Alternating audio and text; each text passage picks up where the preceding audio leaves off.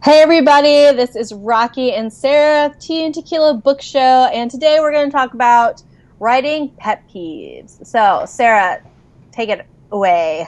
Okay. I know you have some I thoughts. have thoughts. I always have thoughts on things. My husband makes fun of me because I don't never have thoughts on any one issue. When people first meet me, they think I'm so nice and quiet. It's funny.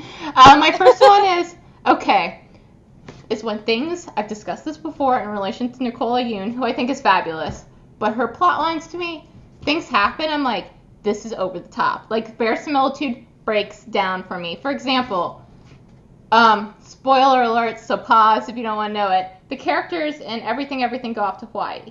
I don't know, like they have credit cards and they do it, and they think it's no big deal, and like Hunter's help store, I'm like, what is this? No, as a teenager, I never would have done this. Maybe it's the lack of imagination on my part, but it pulls me out of the story and I just can't reconnect.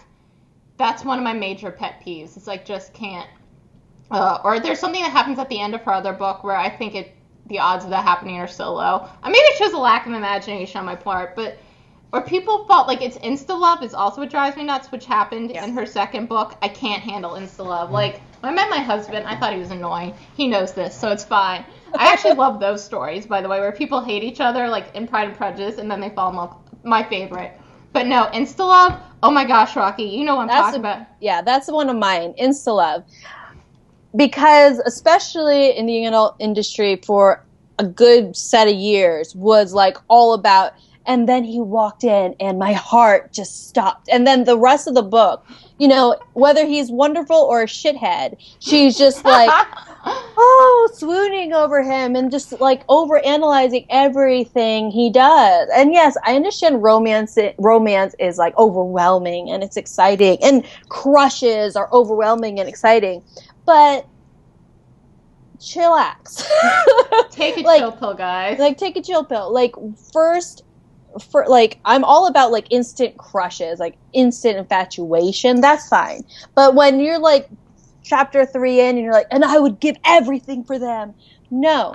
It drives me nuts. No. Especially teenage boys are kind of gross, so I have sometimes a hard time extending the belief. Like, they're not that mature and swoony, okay, guys? That's all I gotta say. Like, also that's what drives me nuts is when characters don't have flaws or that drives me nuts. Like, the teenage guys are perfect and mature. I'm like, when I was writing my book, I hated one of my male characters who's romantic lead. I'm like, he's so mature. I'm like, oh, wait. What age is he fit? Like, 16 years old. Realistically, they're not the most mature creatures. So it also drives me nuts when they act in an adult manner, which is not meaning they can't be intelligent, but sometimes they're not going to be perfect. Like, teenage boys are not perfect. Or they have to be a reason. Like, there has to be a really solid reason. Like, the gentleman 16-year-old, like, that means he had to have, like, some sort of specific upbringing that enabled that. Right. Like, they need some serious backstory to make that believable, right? Oh, Lord. The other thing that really pisses me off is, is when women in books and stories, and this is particular for romance, really, and writers, stop this shit, really actually romanticize abusive relationships. Oh gosh, like Twilight? Yeah, I love Twilight. I was one of the readers that read it, but, all that jazz. But the thing is like, there's a difference between, like, falling in love, like, the alpha male and who might be brooding and stuff with the abusive male, and I've seen too much literature around that. And I love brooding male characters. I love, like, snippy, sarcastic characters. I love that stuff.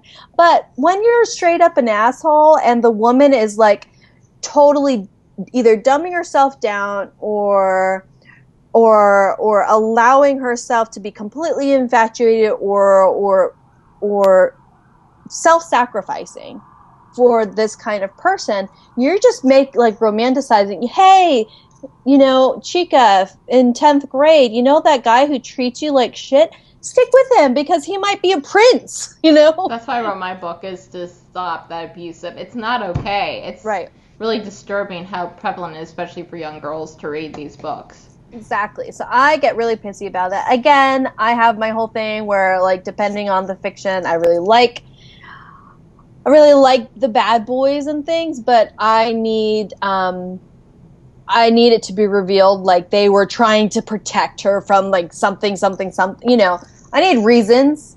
You can't just be asshole and then turn into magical fairy tale man. Like, it doesn't work that way. So that's another thing. When women degrade themselves for their romantic interests, no, you have lost my respect. And when you're like, a lot of times you'll find this, like, a woman's like leading a revolution, but then she gets all like meek and timid and like self-sacrificing for the man. It's like, what? No. Or they don't have any interest outside the guy. That drives me nuts. Where like the only personalities through the guy.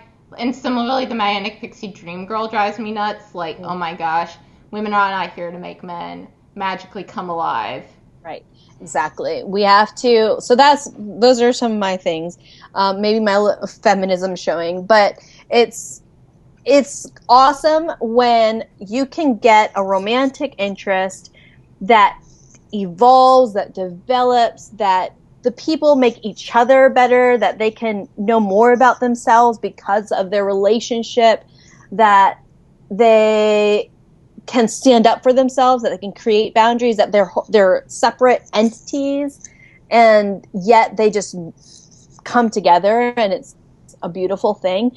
So, yeah, when it's insta-love, when it's abusive, when it's self-sacrificing or degrading to women or men, because I've seen this too, where men just like give up everything and, sort of follow the woman around, like that too. Like, there has to be, I want confidence and independence in my characters. And sometimes people can like sort of flail and figure it out, but I want that to be something that's fully expressed by the end. Also, when women in books only talk about romance when they fail the Bechdel test, like, have them talk about other things, like their schoolwork or their dog. I don't know, their favorite band or how much they love music videos, like we did last episode. Like, people talk about in high school, you talk more than about boys, so stop it. Or in life in general, that drives me up the wall. Yeah, exactly. I agree. So we would love to hear about your pet peeves. Tell us in the comments below. We would love to hear it. And we will catch you next week, guys.